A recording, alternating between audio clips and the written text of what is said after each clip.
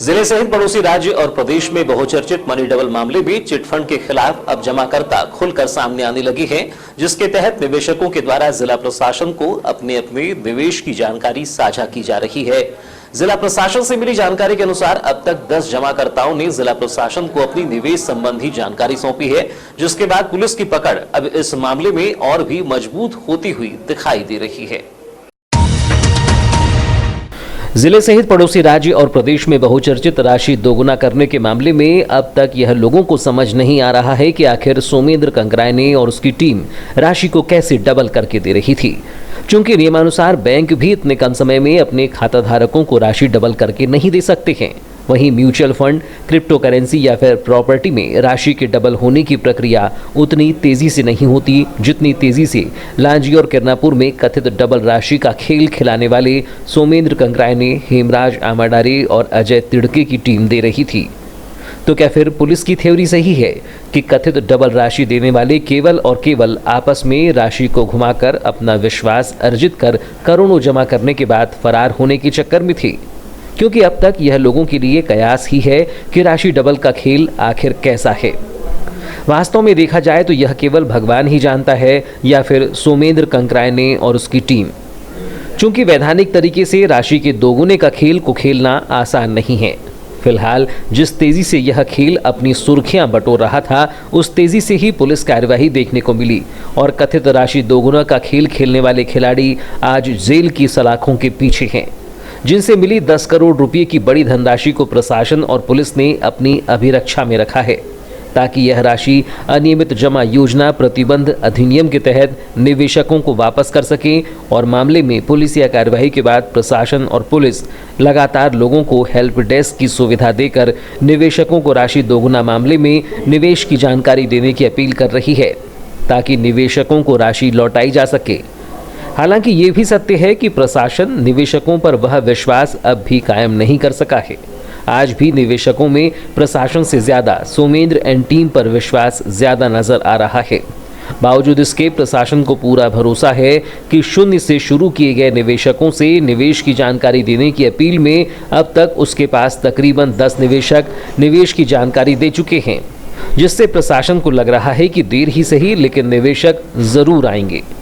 28 मई को जिला कलेक्ट्रेट कार्यालय में त्रिस्तरीय पंचायत चुनाव प्रक्रिया को लेकर आयोजित पत्रकार वार्ता के दौरान कलेक्टर डॉक्टर गिरीश कुमार मिश्रा ने बताया था कि अब तक जिला प्रशासन के पास शिकायतें प्राप्त हो चुकी हैं, चूंकि कथित राशि दोगुना करने के मामले में लोगों की जमा पूंजी लगी है, जिसमें निवेशकों को भले ही राशि डबल न मिले, लेकिन प्रशासन और पुलिस से निवेश की जानकारी शेयर कर डूबती राशि के दंश से बचकर वह अपना जमा धन तो जरूर प्राप्त कर सकते हैं। फिलहाल अभी यह मामला विचाराधीन है। 30 मई को मामले में पकड़ाए गए 11 आरोपियों की न्यायिक रिमांड खत्म हो रही है, जिसके बाद अगली कार्यवाही का इंतजार है। हालांकि कानून के जानकार बताते हैं कि मामला न्यायालय में है और न्यायालय ही इस मामले में आरोपियों को पेश करने या नहीं करने का निर्णय ले सकता है। वहीं कानून के जानकार यह भी बताते हैं कि पुलिस ने अब तक चालान पेश नहीं किया है और चालान पेश करने के मामले में अग्रिम विवेचना के लिए पुलिस माननीय न्यायालय में आरोपियों की पुलिस रिमांड के लिए भी आवेदन कर सकती है। हालांकि यह भी माननीय न्यायालय के विवेक और परिस्थिति पर निर्भर करेगा कि आरोपियों को चालान की विवेचना के लिए पीआर पर दिया जाए या फिर पुनः जेआर पर भेजा जाए। सूत्रों की माने तो यह पूरा मामला एक बहुचर्चित और संगीन मामला है, चूंकि आरोपियों द्वारा बिना किसी वैधानिक अनुमति, बिना पंजीयन अथवा बिना किसी वैध दस्तावेज के यह खेल खेल रहे थे। और यदि इस मामले में नरमी दिखाई जाती है तो इसका अच्छा संदेश नहीं जाएगा और अन्य लोग भी कार्यवाही नहीं होने से लोगों को प्रलोभित कर उनकी गाढ़ी कमाई को जमा कर लेंगे। वहीं इस मामले में आरोपियों की माननीय उच्च न्यायालय में लगी जमानत याचिका पर भी डायरी पेश होने के दौरान बालाघाट पुलिस विगत दिनों किए गए आरोपियों के समर्थकों द्वारा कानून व्यवस्था को छिन्न भिन्न करने के मामले और जमानत होने पर आरोपियों द्वारा सबूतों से किए जाने वाले छेड़छाड़ की शंका पर जमानत का विरोध कर सकती है। बहरहाल राशि दोगुना करने के मामले में 30 मई को खत्म हो रही न्यायिक रिमांड के बाद आगामी फैसले पर सबकी निगाहें टिकी हैं कि आरोपियों से मामले में पूछताछ के लिए पुलिस रिमांड पर ले सकती है या फिर और कुछ दिनों के लिए आरोपियों को न्यायिक रिमांड पर जेल भेज दिया जाता है। नगरपालिका चुनाव सिर पर है। कभी मध्य प्रदेश राज्य निर्वाचन आयोग चुनाव की घोषणा कर सकता है। ऐसे में किसी भी वार्ड में वार्डवासियों को हो रही परेशानी सत्ताधारी दल के विपरीत जा सकती है। बावजूद इसके नगरपालिका द्वारा अपनी कार्यप्रणाली में सुधार नहीं किया जा रहा है। जहां रहवासी सफाई, नाली और सड़क से परेशान हैं, वहीं अब रहवासियों को नल से पानी नहीं मिलने से भी परेशान होना पड़ रहा है, जिसको लेकर रहवासियों में खासी दिक्कत है। और दिक्कत हो भी क्यों ना, पानी नहीं मिलने से जहां उन्हें दूर दराज से पानी लाना पड़ रहा है, वहीं मामले की जानकारी देने के बावजूद नगरपालिका त्वरित कदम न उठाकर शिकायतकर्ताओं की शिकायत को टालने का काम कर रही है।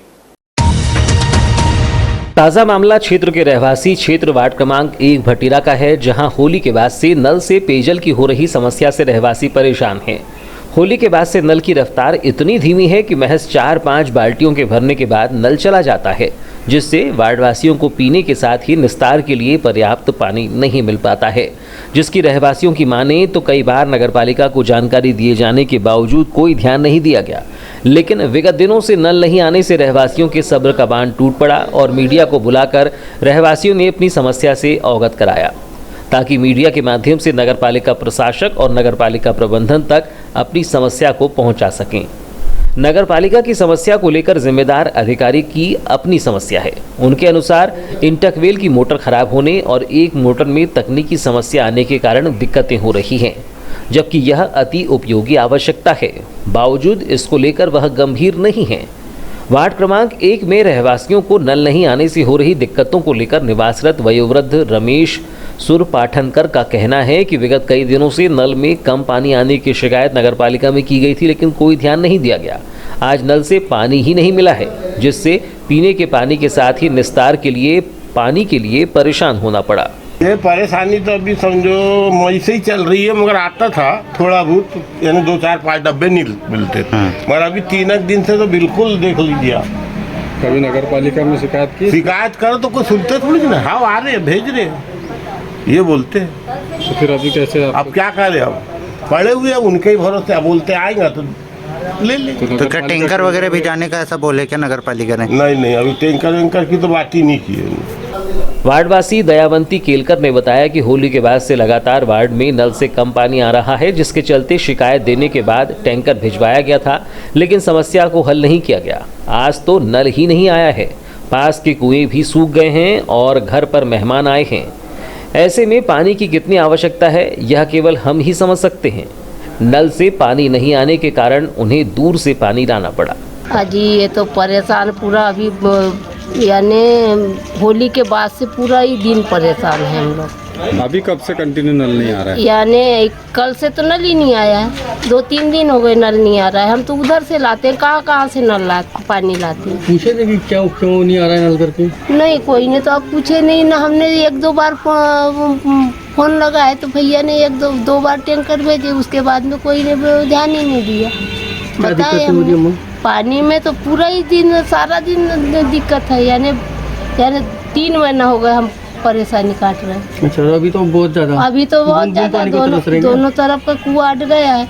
अब कोई जरिया ही नहीं है हमको पानी के लिए। आज से 1 बूंद पानी नहीं है, हमारे घर में मेहमान आए हैं।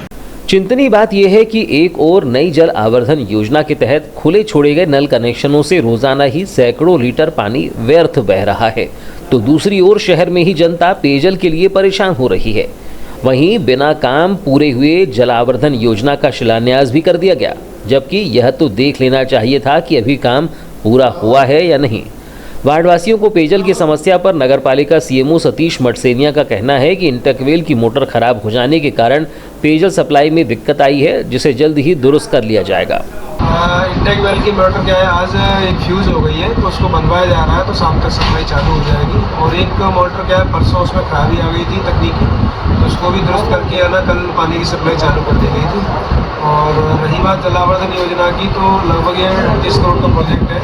तो ये प्रोजेक्ट हम लोग इसके ऊपर ऑपरेशन एंड मेंटेनेंस संबंधित एजेंसी को देने जा रहे हैं, जिससे कि हम उसको प्रॉपर जिम्मेदार ठहरा पाएँ कि अगर कहीं पर पानी की सप्लाई नहीं जाती है, प्रेशर नहीं जाता है, नल कनेक्शन नहीं होते हैं, तो पूरी तरह से वो एजेंसी जिम्मेदार होगी। अगर वो फिर भी काम नहीं करती है तो उसके खिलाफ हम दंडात्मक कार्रवाई करने की जाँच भी कराई गई थी, कुछ तो निकला नहीं। जाँच करवाई गई है माननीय कलेक्टर महोदय और माननीय प्रशासन महोदय के मार्गदर्शन में। जाँच रिपोर्ट अभी मेरे पास आई नहीं है, इसलिए इस बारे में कुछ नहीं कह सकता।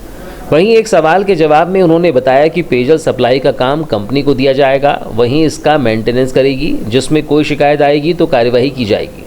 अर्थात शहर की पेयजल योजना को भी निजी हाथों में देने की योजना नगरपालिका तैयार कर रही है, जो पेयजल के भी निजीकरण की दिशा में एक कदम बताया जा रहा है। फिलहाल समाचारों में वक्त है एक छोटे से ब्रेक का। ब्रेक के बाद हम फौरन हाजिर होते हैं, तब तक बने रहिए BTV न्यूज के साथ।